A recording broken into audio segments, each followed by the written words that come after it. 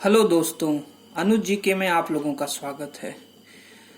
भारत का संवैधानिक विकास सीरीज को आगे बढ़ाते हुए आज मैं आप लोगों को भारतीय परिषद अधिनियम 1861 इंडियन काउंसिल एक्ट 1861 के महत्वपूर्ण प्रावधानों के बारे में आप लोगों को बताऊंगा।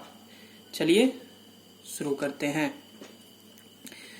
भारतीय परिषद अधिनियम 1861 भारत के संवैधानिक इतिहास में एक महत्वपूर्ण घटना है, क्योंकि इसके द्वारा भारत सरकार की मंत्रिमंडलीय व्यवस्था की नींव रखी गई थी।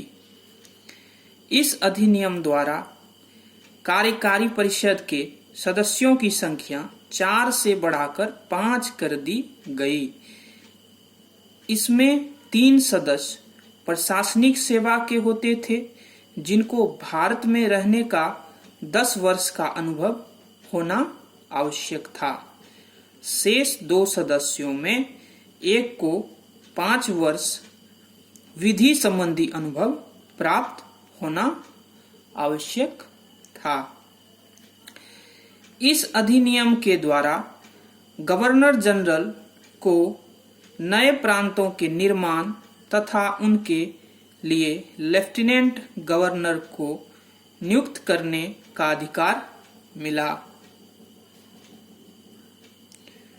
वायसराय की विधान परिषद में न्यूनतम 6 और अधिकतम 12 अतिरिक्त मनोनीत सदस्यों का प्रावधान किया गया।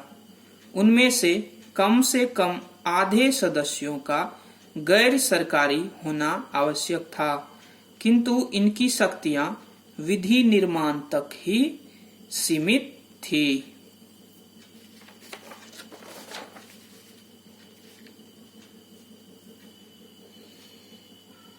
1862 ईस्वी में लॉर्ड कैनिंग ने 3 भारतीय, बनारस के राजा, पटियाला के महाराज और सर दिनकर राव को विधान परिषद में मनोनीत किया। वायसराय को आवश्यक नियम एवं आदेश जारी करने की शक्ति प्रदान की गई, जिसके तहत कैनिंग ने भारतीय शासन में पहली बार समविभागीय प्रणाली यानी पोर्टफोलियो सिस्टम की शुरुआत की। वायसराय को अध्यादेश निकालने की शक्ति प्रदान की गई। वायसराय को बंगाल, उत्तर पश्चिमी सीमा प्रांत और पंजाब में भी विधान परिषदें स्थापित करने की शक्ति दी गई। इस अधिनियम से भारत में मंत्रिमंडलीय व्यवस्था की शुरुआत हुई।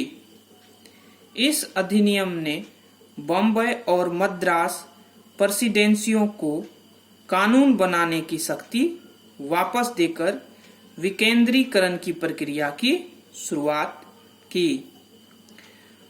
बॉम्बे और मद्रास की सरकारों ने अपनी काउंसिल में कानून बनाने के लिए एक महाअधिवक्ता तथा कम से कम 4 एवं अधिक से अधिक 8 सदस्य बढ़ाने की आज्ञा दी गई। यह वीडियो अगर आप लोगों को अच्छा लगा तो आप इसे ज़्यादा से ज़्यादा लाइक करिए, सब्सक्राइब करिए और ज़्यादा से ज़्यादा शेयर करिए। मैं इसी तरह से आप लोगों के लिए भारत का संवैधानिक विकास क्रम आगे लाता रहूँगा। धन्यवाद।